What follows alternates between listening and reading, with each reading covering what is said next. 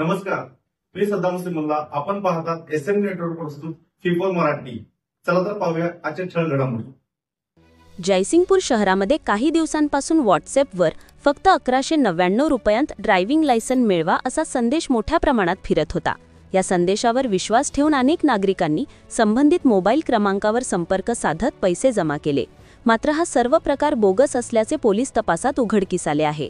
सदर बनावट driving licence camp Jaysingpur शहरातील आंबेडकर सोसायटी जवळील आश्रय हॉटेल येथे सुरू असल्याची माहिती मिळताच आरटीओ आणि शिरोळ पोलिसांनी संयुक्त कारवाई केली. पोलिसांनी त्या ठिकाणी धाड टाकून 2 संशयितांना ताब्यात घेतले. ताब्यात घेतलेल्यांची नावे जमीर महबूब सय्यद वय 29 रा तुकाराम महाराज मंदिराजवळ टाकळी ता करमाळा जिल्हा सोलापूर आणि प्रवीण राजाराम गायकवाड वय 40 रा गायकवाड माळा तेरवाड ता शिरोळ अशी आहेत. प्राथमिक चौकशीत दोघांनी बनावट लायसन्स बनवण्यासाठी नागरिकांकडून ऑनलाईन तसेच रोख स्वरूपात पैसे घेतल्याचे निष्पन्न झाले आहे.